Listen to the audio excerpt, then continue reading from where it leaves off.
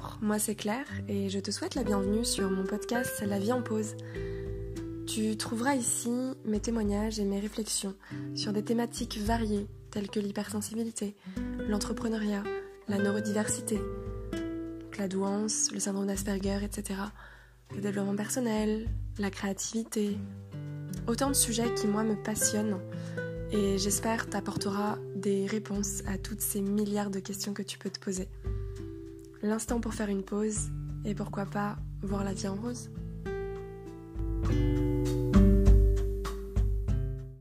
Bonjour à tous. Alors je suis dehors aujourd'hui, je fais un podcast dehors, ce qui fait quand même super beau. C'est l'été, c'est génial. Et là vous allez entendre pas mal d'oiseaux.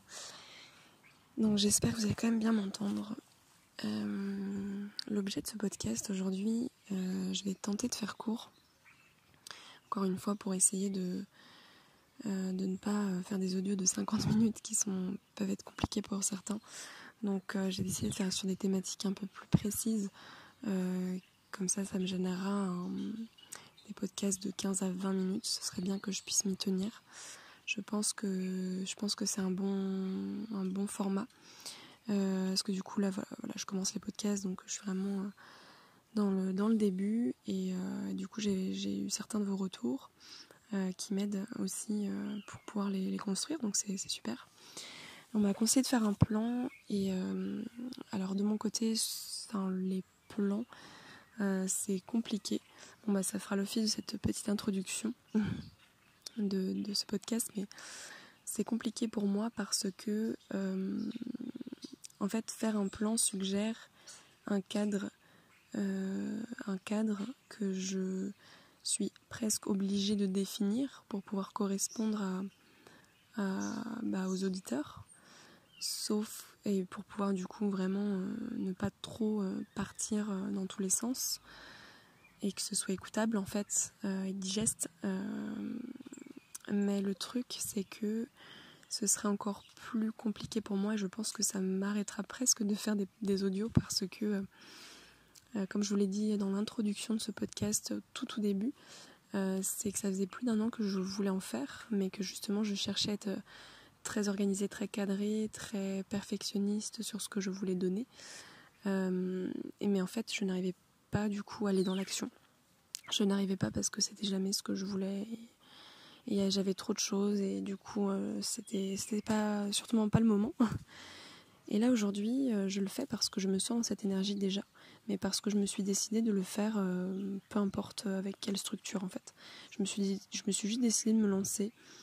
Donc j'ai pris un peu mon courage à deux mains et parce que mon envie est plus forte que ma peur. Donc voilà, et du coup je fonctionne sans plan détaillé ou sans en tout cas structure dans mon podcast, donc qui me permettrait justement d'avoir une ligne à suivre. Et en fait ça me stresse plus qu'autre chose, c'est ce que j'ai compris. Donc c'est pour ça que j'arrivais pas à être dans l'action, parce que pour moi en tout cas, suivre un cadre qui est défini un peu par obligation pour que ce soit écoutable finalement, ça me génère d'une sorte de, je sais pas si c'est une pression, mais en tout cas un stress qui m'empêche une liberté de penser en fait. Et j'ai tellement envie de dire plein de choses qui pour moi sont toutes importantes, et je suis persuadée en fait que il y a des moments où ça va vous saouler, peut-être qu'il y a des trucs qui vont pas vous intéresser, mais qu'il y a peut-être des petits passages qui vont vous parler et vous faire un déclic ou je sais pas, en fait j'ai pas forcément la prétention de ça, mais vous apporter quelque chose. Et si j'avais un cadre, je suis pas sûre de pouvoir tout vous apporter quoi en fait. Enfin bon.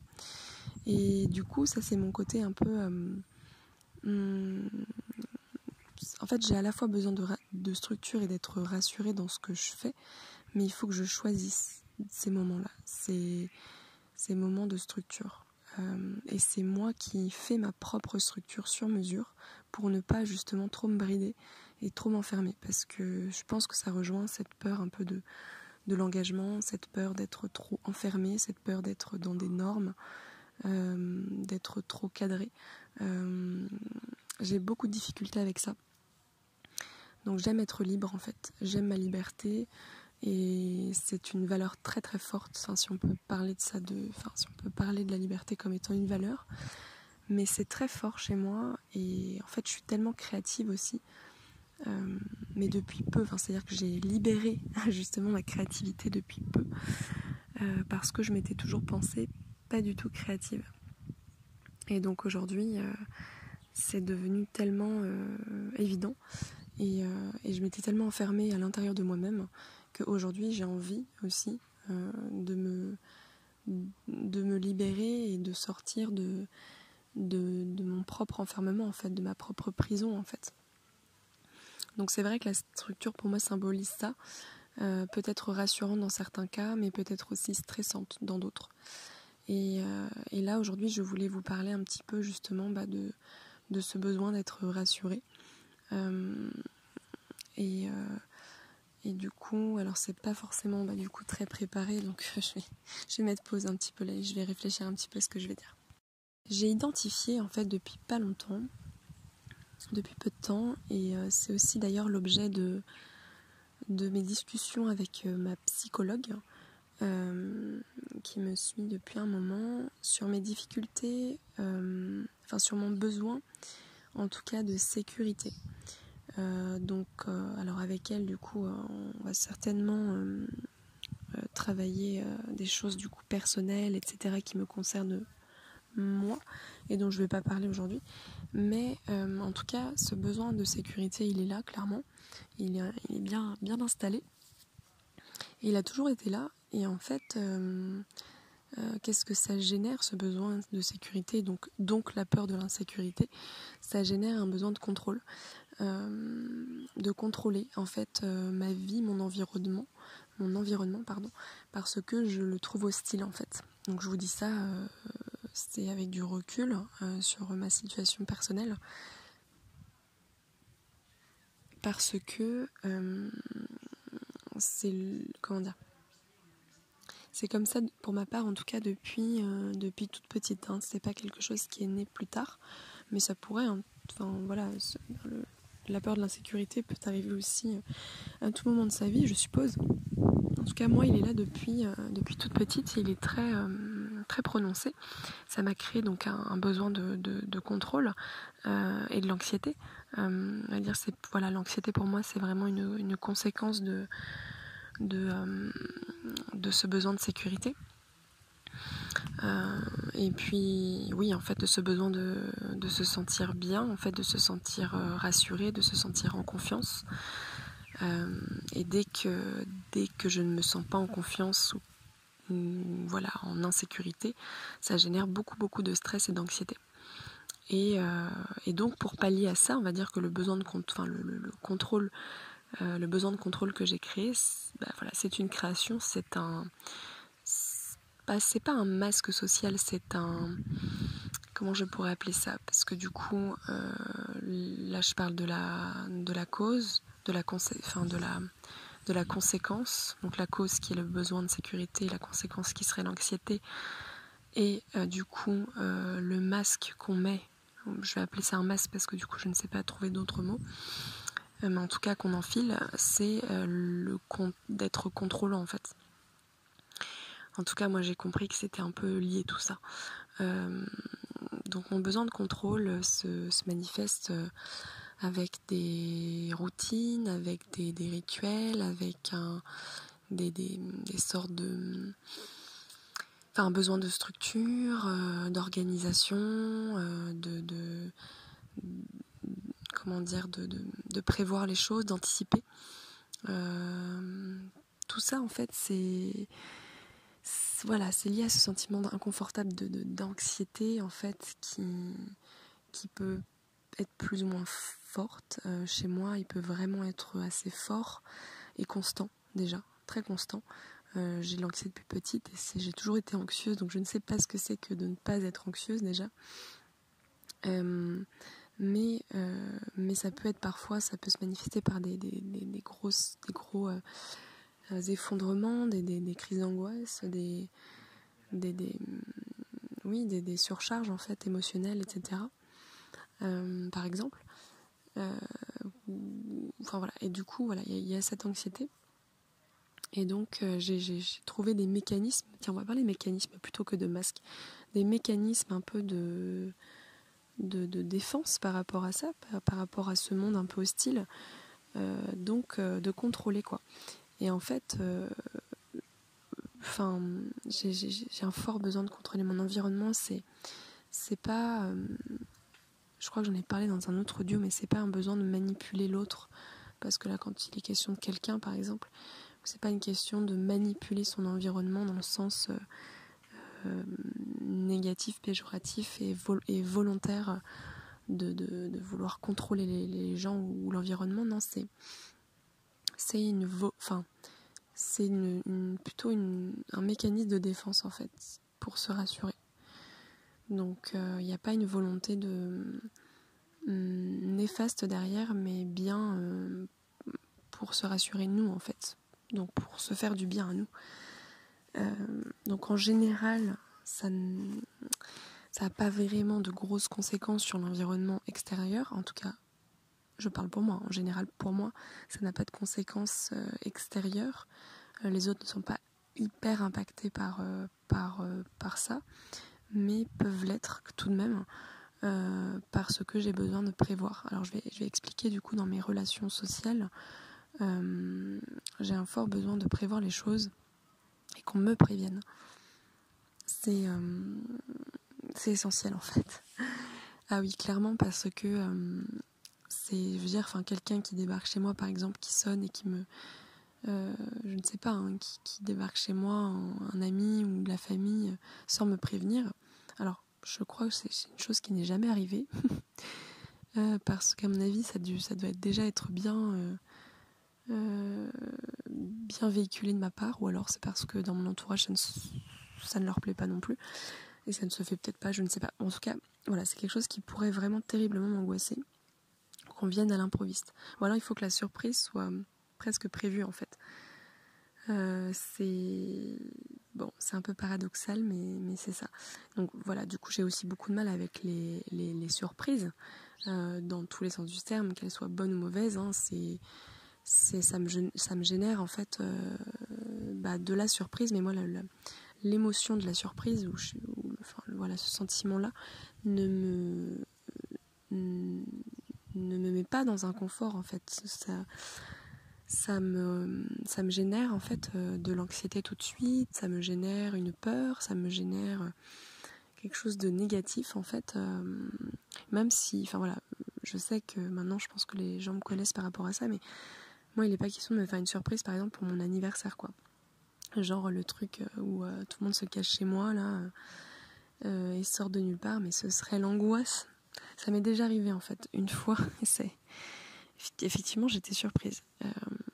Donc ça m'a touchée parce que le geste est beau, ça n'empêche pas, mais c'est tout de même quelque chose qui est imprévu et c'est difficile à gérer pour moi. Donc il faut vraiment du temps pour que je déconnecte, pour que j'aille bien. Et dans ces cas-là,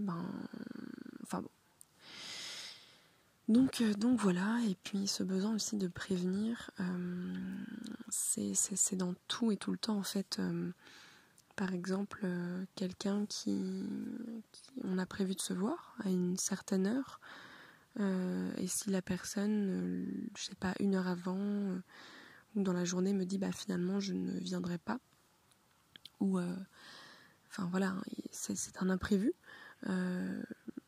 ça peut me générer beaucoup d'anxiété du coup, d'être très mal et des fois de réagir mal alors que c'est pas... c'est les aléas de la vie quoi, c'est des imprévus, j'en ai aussi de mon côté. Ça arrive que parfois que je sois en retard, ça arrive que j'annule, très souvent d'ailleurs, et donc c'est des choses que j'ai du mal à accepter de l'autre côté en fait. J'ai beaucoup de mal à accepter de l'autre côté. Et c'est pas forcément facile à gérer pour moi parce que toute cette anxiété qui vient à moi est difficile à gérer. Et donc je peux me mettre soit en colère, en colère. Bon, ma colère s'exprime pas très fortement, mais en tout cas je peux dire les choses de façon sèche et brutale. Je peux aussi complètement m'enfermer à l'intérieur de moi-même et du coup ne rien dire et laisser passer. Et en fait, ça va me mettre dans une profonde inconfort chez moi, toute seule, à gérer, ou dans une crise même, en fait. Bon, il peut y avoir plusieurs scénarios possibles, mais en tout cas, c'est quelque chose de désagréable. Et c'est vrai que ça m'a toujours questionné, parce que je me suis dit, mais comment ça se fait que moi, de l'autre sens, j'y arrive, c'est-à-dire que on prévoit des choses, et en fait, ah bah si, en fait, ça y est, je comprends. Ok, bon, je réfléchis à voix haute. Ok, en fait, je croyais que du coup, le fait qu'on prévoit des choses, par exemple, si des amis prévoient une soirée, admettons, ils m'invitent et moi je dis que je viens, et finalement, au dernier moment, je n'ai pas du tout envie de venir. Et du coup, je vais me sentir super mal, donc soit je vais me forcer à y aller, mais ça va être l'enfer, soit je n'y vais pas, j'accepte d'être comme ça et de ne pas y aller au dernier moment. Mais du coup, c'est pas que je me soucie pas des conséquences, puisque je sais quelles sont les conséquences étant donné que je les subis moi-même, mais ça n'empêche que je suis comme ça, et je suis très très souvent imprévisible, comme tout le monde en fait. Mais chez moi, c'est bien marqué parce que je suis très très très changeante en fait. Et du coup, ça m'apporte une autre piste encore, c'est que peut-être que ce besoin de sécurité, comment expliquer, étant donné que je suis libre, que je suis changeante, que je suis instable, je pense peut-être que je suis dans une insécurité permanente par rapport à qui je suis en fait. Donc peut-être que ce besoin de contrôle et de me rassurer, c'est pour me canaliser en quelque sorte. Parce que moi-même, je me génère du stress en fait. Oui, ça paraît très logique. Mais il y a aussi quelque chose, c'est que quand on prévoit quelque chose, donc là je parlais de la soirée avec mes amis, s'ils prévoient quelque chose, ce n'est pas moi qui l'ai prévu. Donc encore une fois, c'est besoin de contrôle. Donc si ce n'est pas moi qui ai contrôlé cette chose-là, cette soirée, en fait, c'est pas possible. Parce que si c'est moi qui prévois une soirée, admettons, je sais que j'ai le contrôle de gérer ça en fait. Et de dire à tout moment, finalement j'annule, je me sens pas bien. Par exemple. Je donne des exemples de soirée, mais ça peut être tout à fait autre chose. Mais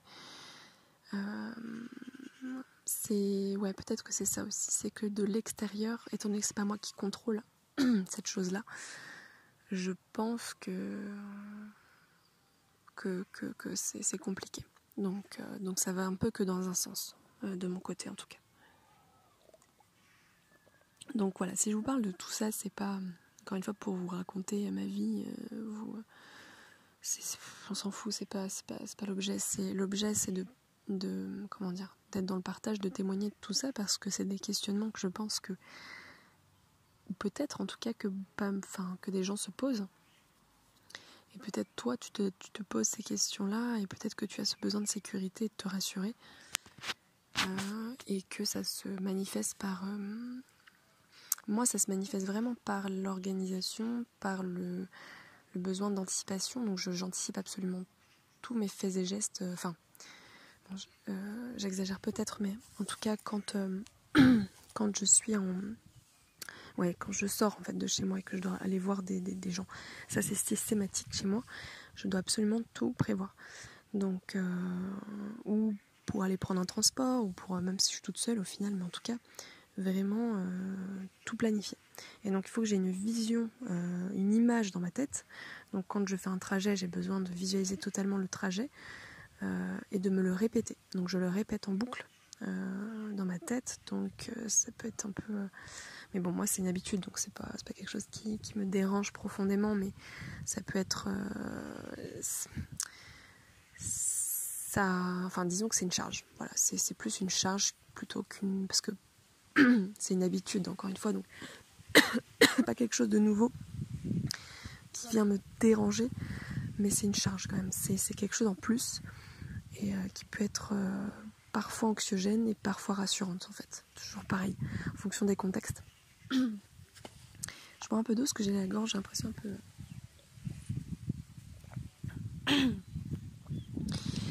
Enfin voilà, et du coup... du coup, je voulais en venir où ?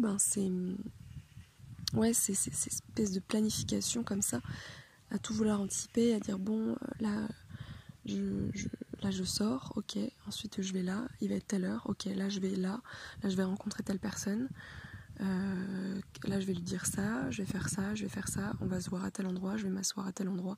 Enfin, c'est vraiment ça, hein. Moi je sais que quand je vais voir quelqu'un, il faut que je demande au préalable qui va être là en fait, qui va être à la fête. Voilà. Qui va être présent, on va être combien, où est-ce que ça se passe, à quelle heure, dans quel contexte. Parfois même je peux demander dans quel bar du coup ça se passe par exemple. Si je ne connais pas le bar, il va falloir que je demande est-ce que c'est bruyant, est-ce qu'il y a des lumières particulières, est-ce que donc là je fais attention aussi à mon hypersensibilité, mon hyperesthésie. Donc voilà, c'est tous des petits trucs en fait.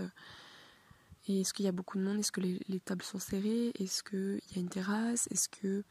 Enfin voilà, je peux vraiment poser beaucoup de questions. Mais souvent, je peux pas le faire en fait. Parce que je vais pas faire ça à tous mes amis.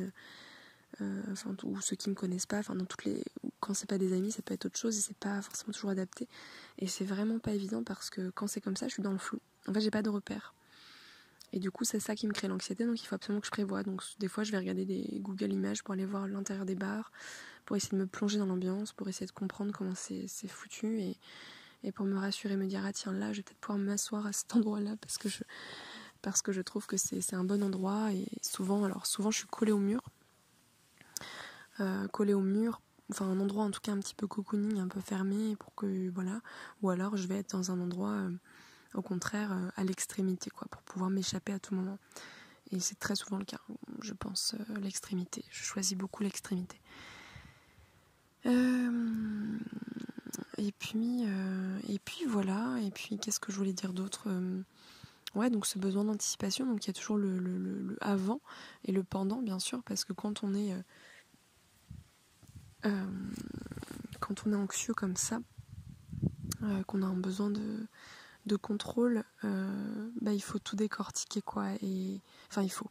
En fait c'est très naturel, hein. Je pense que c'est une espèce de truc c'est un mécanisme qui se met en place tout seul.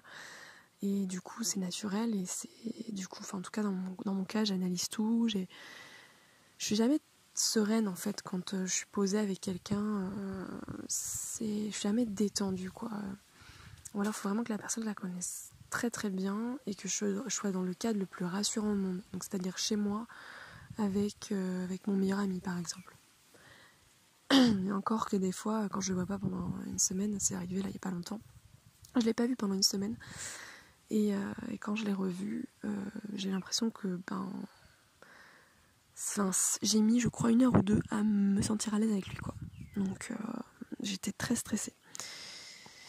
Et puis il y a des gens, des fois, c'est pour ça que c'est un peu incompréhensible des fois, parce qu'il y a des gens où au bout de 2 minutes, c'est bon, ça y est, je me sens à l'aise et je me sens à la maison en fait. Mais alors que je les ai pas vus depuis 2 ans quoi. Je cherche à comprendre. Si je cherche à comprendre, je me connais, mais en tout cas, voilà, j'ai pas toutes les réponses aujourd'hui, et puis c'est juste que j'avance dans mes réflexions par rapport à ça. Mais voilà, c'est vraiment ce truc où il y a le avant, le pendant, et puis le après aussi, parce que souvent on se dit bon, qu'est-ce qui vient de se passer. Enfin, on est un peu en train de se faire le film de la soirée, quoi, ou le film de l'épisode qui vient de se passer, et dans notre tête, et puis du coup on revoit tout en boucle, et enfin dans mon cas c'est vrai, ça se passe vraiment comme ça, et je pense que tout ça c'est lié à l'anxiété, et puis un besoin de se rassurer constamment en fait, pour s'apaiser.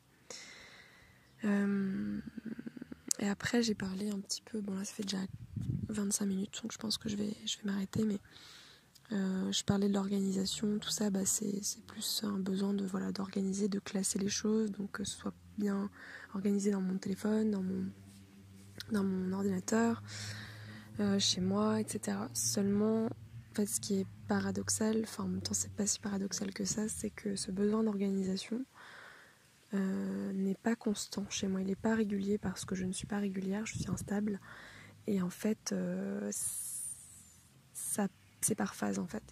Et donc parfois je suis méga organisée, tout est nickel chez moi, propre, rangé, tac tac, limite tout est parallèle et tout. Dans mon ordi j'ai fait le tri, enfin voilà, c'est tout bien rangé. Donc je sens que j'ai ce besoin-là.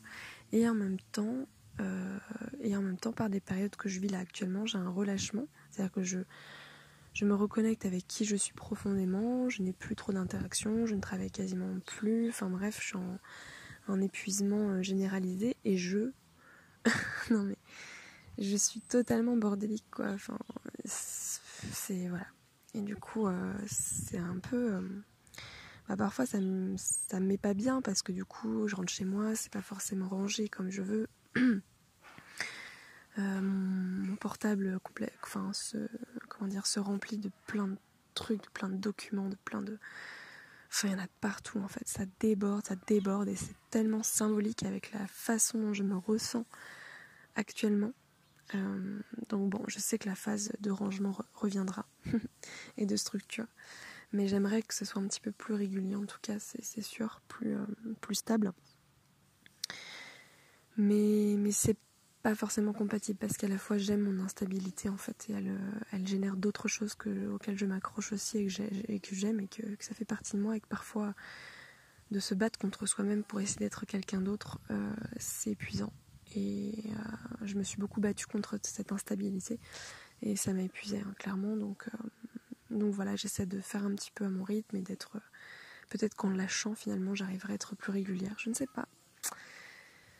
Voilà, c'était les mots de la fin. Je suis partie un petit peu dans tous les sens, comme d'habitude. Et j'espère que ça vous a intéressé, que ça vous a apporté quelques éléments de réponse, peut-être avec des questions que vous posez aussi. Peut-être que vous en avez d'autres à m'apporter.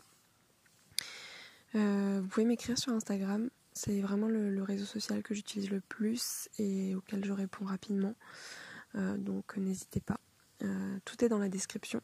Voilà, donc je vous souhaite une belle journée et je vous dis à bientôt. Si t'as aimé ce podcast, je te laisse me mettre un petit commentaire si c'est possible. Sinon, tu peux toujours m'envoyer un message vocal. J'ai aussi laissé mes coordonnées, mon adresse mail, mon Instagram et également l'adresse de mon blog Cocktail. Donc voilà, je te laisse me faire un retour.